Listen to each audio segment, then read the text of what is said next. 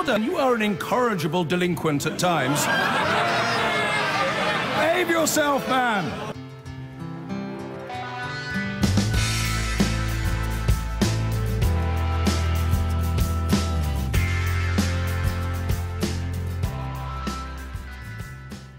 Now, Catholic bishops from all over the world are gathering in Rome ahead of the Vatican's first meeting to discuss child sexual abuse within the Church. Pope Francis has summoned 190 bishops for a 4-day summit, which begins tomorrow. Porrick O'Brien is in the Vatican City this evening. Porrick. Fatima, as you say, the Pope has summoned almost 200 senior leaders of the Catholic Church here to the Vatican to grapple again with this rolling scandal that is child abuse in the Catholic Church. We've actually just spoken to one of the survivors who met bishops this morning, and there is some understandable scepticism about what will come out of this summit in concrete terms. We'll be here for the rest of the week and bring you updates as that happened. And the question they're grappling with is why, over decades, thousands of children abused, did so many people turn a blind eye? But not everybody did. Tonight we bring you the remarkable story of one man. His name is Jemmy Gunnery. He used to work on the docks in Dublin during the 60s and 70s. And along with neighbours, he used to rescue children that were being abused from Catholic institutions. This is the story, some would say the legend, of Jemmy Gunnery. The horror stories of historical abuse by Catholic clergy in Ireland are now familiar. Thousands of children suffered, decades of exploitation. He was an animal, absolute animal. The guys get terrible nightmares over it. Did you? Oh, terrible, terrible, terrible times. But you may not have heard of the small band of people who fought back. A group of Dubliners in a working-class neighbourhood in the 70s who defied the church and state and rescued children from abusive institutions. He was rescuing children. He was helping people, helping families in the neighbourhood in many ways. This is the story of a family resistance and its unsung hero, Jemmy Gunnery. I just think he was a brilliant man. He was a good father. He was a very good father. Very, very good father. Father's father he was. Was he? Yeah. We couldn't ask for a better father. Yeah. He was strict, but he was very good. Was he? Yeah. Round a kitchen table in North Dublin, some of Jemmy's sons and daughters reminisce about their old family home full of children who their father had helped escape from abusive institutions. So the house was always full of children? Packed. Was it? Wasn't it, Willie? Always. Willie, how many do you think he rescued? William said a few dozen. A couple of dozen, anyway. I've seen in my lifetime. The only memories I have is Christy. Christy Fagan lived in the same block as the Gunnerys with his mother and siblings. His father had passed away. As a child, he was arrested for breaking into a rosary bead factory next to where they lived in Dublin. And what age were you then? Do you remember? I would have been, I'd say 6 or 7. Is that all? Okay. Right. Okay. And that was your introduction basically to the whole industrial school system then, basically?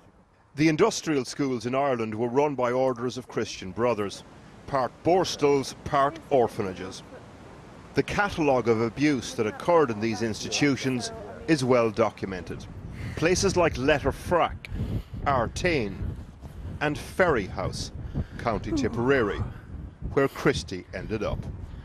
it was never me home. It was never me home. Will we go in? Yeah, certainly. Christy agreed to return with his partner Liz for support. The school was run by the Rosminian order.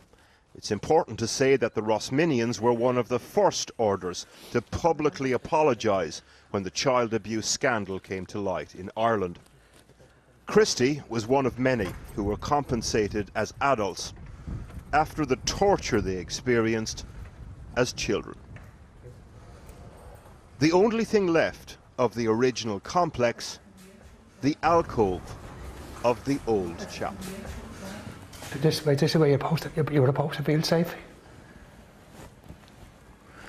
No safety in here. Never. I'm sorry. We used to get terrible nightmares over it.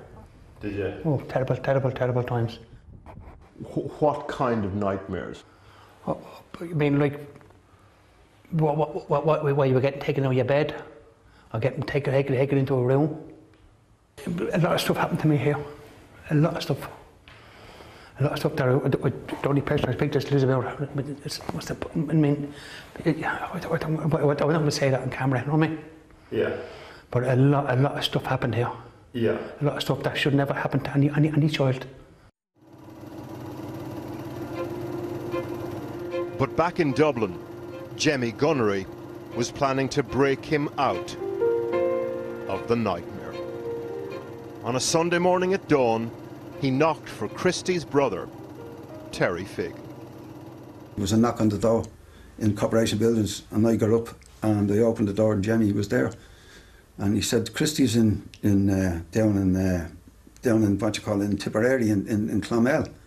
He said, I was down around the school, he says, and I think I can get him out. He said, I'm going to need your help. Would you come along? I said, sure, no problem. You know, because at this stage the mother was sitting up in the bed in the room, and she just got all excited. She said, well, if he's going, I want to go. So I said, okay, missus. He said, you can come as well. The escape party drove down from Dublin. It was sports day at Ferry House. The public were allowed in as spectators. And Christy was running in a race. And you're standing in the crowd looking, and the kids racing, and didn't see Christy for a while, and then eventually he came running around, and I stepped out of the crowd and I said, Christy, and he stopped, and I said, I'm here to get you, you're going home, son. I said, I done the lap around again, and straight through here, down there's the car there, Terry, me ma, and Jemmy, right into the car. And when you were running that last lap, right? Yeah. What was going through your head? Just to get out of here. I mean, that was. I knew I was going home. I knew they were there. I was going home.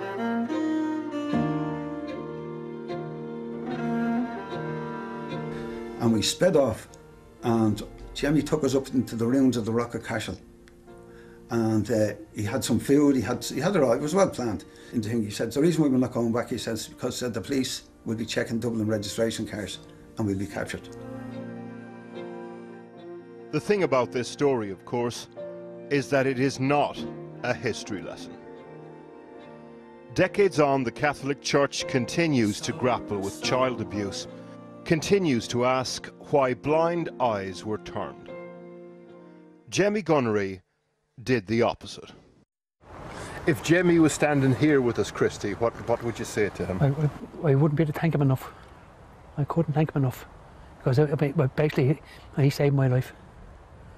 Is that how you see it? Yeah, but get me out here, yeah. He saved me. I found out then through his family what was making him do it was the fact that he was also a product of the industrial schools himself. He had been sent away to an industrial school as a young boy. When he was very sick and he was dying at this stage, and I happened to say to him, Jemmy, how many children altogether did you help? I said, Terry, he said, these are his words. He said, Terry, you know what was done. He said, leave her alone. He said, let her go. He said, take it to the grave. And that's what he did. He took it to the grave.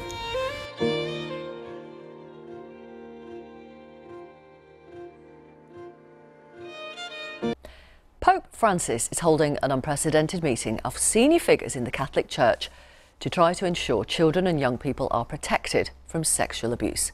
Hundreds of bishops and survivors of abuse from around the world are gathering in the Vatican in Rome for this 4-day event. In recent years, thousands of victims have come forward to give details of the abuse they suffered, with high-profile prosecutions of priests in several countries, including the States, Ireland and the UK. The Vatican has been accused of not doing enough to help victims and to prevent abuse happening in the first place. In some cases, priests who've carried out abuse have been able to travel from diocese to diocese without the church stepping in to stop them. Last month, Pope Francis admitted that clerics have sexually abused nuns, and in one case they were kept as sex slaves. This is what he said this morning. I ask the Holy Spirit to support us in these days and to help us to transform this evil into an opportunity for understanding and purification. May the Virgin Mary enlighten us to try to heal grave wounds that the paedophilia scandal has caused to both the young and believers. Thank you. Let's talk to Pete Saunders, who says he was a victim of sexual abuse by 2 priests in the 1970s. He runs the Survivors Charity for people abused when they were children, and once sat on the Papal Commission on the Protection of Minors, which has led to the conference this week. Hello, thank you for talking to us. I wonder if you would be able to talk to our audience about what happened to you as a child, Pete, at that Catholic secondary school. Good morning, Victoria, from a very sunny Rome. I've talked about what happened to me on many occasions. I don't think people need to hear again what happened to me. Yes, I was among many thousands of other young people. I was abused by priests in my childhood, but we're here in Rome to talk about how we can prevent these crimes occurring in the future and how we can make our children safe today. Because what is clearly apparent from everything that we know and everything that's going on is that children within the institution of the Roman Catholic Church in many parts of the world are still not safe. Why do you say that? And well, it's a fact. I'm here with many colleagues from 40 different countries, and they all have horrendous stories of abuse that has occurred quite recently. And you will be aware, because we've actually discussed it on your programme, that the independent inquiry into child sexual abuse in in England and Wales has already shone a spotlight on some of the outrageous abuse and cover-ups that has occurred in England. Yes, specifically. But are you saying the Catholic Church still has not put into place the right measures, the strong enough measures, enough measures to stop this happening in the future? In a word, no, it hasn't.